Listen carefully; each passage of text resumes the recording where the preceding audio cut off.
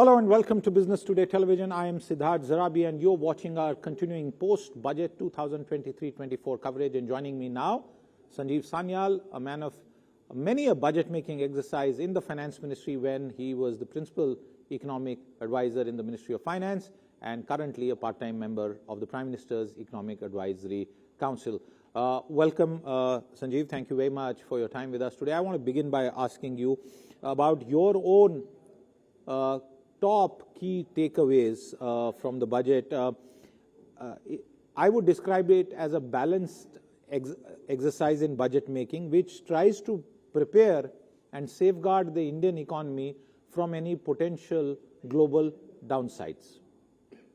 It's been a fine, as you mentioned, a finely balanced and conservative budget, which does the following things. One is it maintains fiscal consolidation, but doesn't overdo it. So does it relatively in a restrained way, taking the fiscal deficit down to 5.9 next year, and then giving a longer term perspective.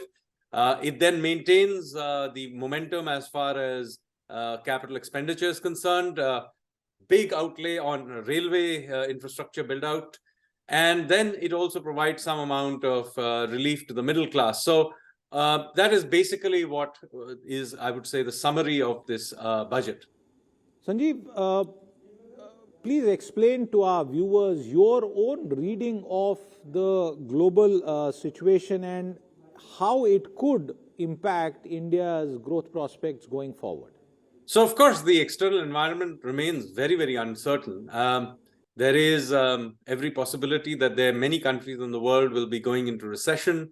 And of course, in countries neighboring us, they're already facing huge amount of economic headwinds. But even whether it's Europe or even US, but particularly Europe, is clearly facing great amount of economic difficulty. Even China, there's a great amount of uncertainty about what is going on, given the wave of COVID that's sweeping across the country, although it's very likely that by the second half of this year, that it will look a little bit better. So given the external environment, I would argue, first of all, that India's growth is very good. The IMF and others have also pointed this out, that we are doing well. But remember that this is an economy that is capable of growing a lot faster. We can easily be growing this economy, if you just took domestic dynamics into account, by over 8%. So what is happening here is that a significant amount of restraint has to be placed on the macroeconomic front, because if India's economy began to grow by its full potential, it would end up stressing out the current account, because our domestic demand would grow a lot faster than world demand, and our exports would not be able to keep up. So this is the context in which I think, quite correctly, the macroeconomic managers of the country, whether it's the RBI tightening or the fiscal being tightened on the other side by the finance minister, this is good housekeeping.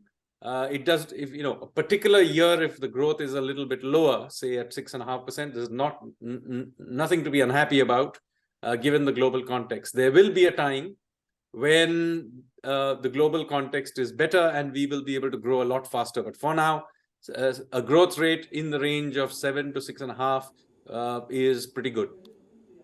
Does this budget continue to do what has happened in the recent past, which is in some ways the responsibility of growing India, our economy, rests on the shoulders of the government? Massive capex outlays, some signs of a private sector investment revival also happening, but can we say that it's the government which is still doing the heavy lifting? I think the government capex doing the heavy lifting is a good thing. Till a few years ago, whenever you talk to investors, they would always complain about Indian infrastructure. So now that India's government is building that infrastructure and there's clearly visible improvements in infrastructure, I think, first of all, why are people complaining? Secondly, as far as the private sector is concerned, private sector has begun to invest. I think it's not quite correct that they are not investing. There's been an acceleration in investment. You can see that in credit growth. You can see that in plans that are being drawn up. And you're also beginning to see a lot of FDI flows being quite firm. So overall, private sector is beginning to gather steam. It's not the case that they are, they are not stepping up. But yes, I mean, the government has this big program for infrastructure spend, which I think is quite correct. And they building it out at a time when obviously external demand cannot be relied on to provide momentum. Sanjeev, the point about the capex is significant. Everyone's welcomed it, and that it's what has been happening for several years, and there can be no arguments otherwise. But the point I want you to dwell upon is that in terms of the capacity to absorb all of this, does it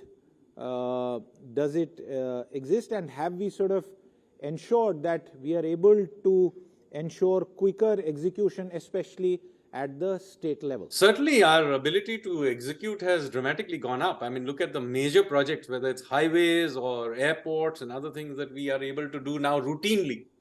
Till just 5-6 years ago, you could have maybe, grumbled about this, but the amount of spend that we are able to do routinely is now world class. The largest concentration of cranes in the world, anywhere in the world, is in fact in Mumbai right now, building the metro, building out the coastal road, building out the new airport or whatever it is. So, we are capable of delivering on very large projects routinely. And I have no doubt we'll be able to do, absorb this investment, as you say.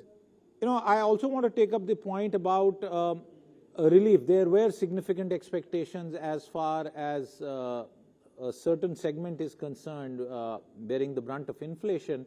From a taxation point of view, there is a portion of the budget which is devoted to changes on the direct tax front. Your own reading of it in terms of what it tries to do on that aspect? I mean, of course, for the middle class, it's quite obvious what has been done. They have been given, the slabs have been pushed up, and an incentive has been provided to move on to the new simplified tax system. So overall, what is being attempted here is, quite obvious.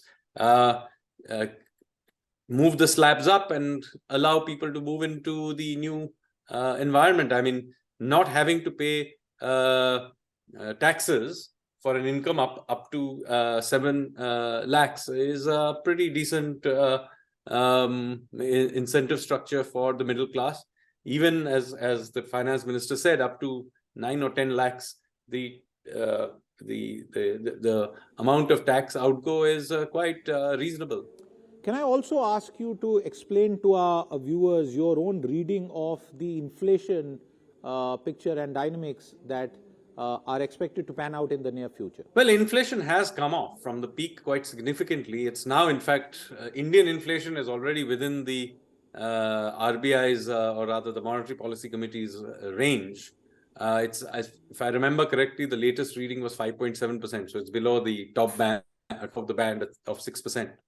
My own sense is that it will keep reducing, but of course there is always global oil prices, which is something that we have little control over, but obviously influences us. But as far as domestic driven inflation is concerned, there is no real pressure really. The India supply side is responding quite well to whatever demand there is, and there is no domestic driven inflation really.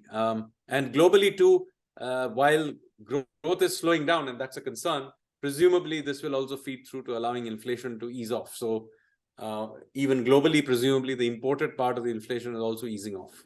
And would that create room for the central bank to perhaps stand still as far as tightening monetary policy is concerned? No, I am of the view that if general inflation comes off, there is no sort of underlying inflation in the country.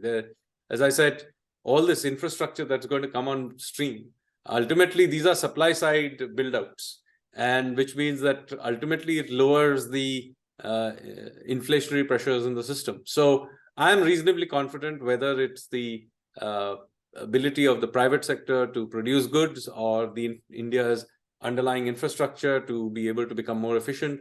Both of them suggest that there isn't any, domestic supply side driven inflation on a sustained basis in India. A lot of it is energy based. A lot of it is due to global commodity shocks. Those seem to have played out. So consequently, they will not be a major source of inflation going ahead. In which case, Indian inflation should also slowly dribble back down towards the midpoint of 4%. All right, Sanjeev Sanyal, always a pleasure talking to you. Thank you very much for your time with us here today. With that, it's a wrap on this episode. Do stay tuned in. We'll be back with more.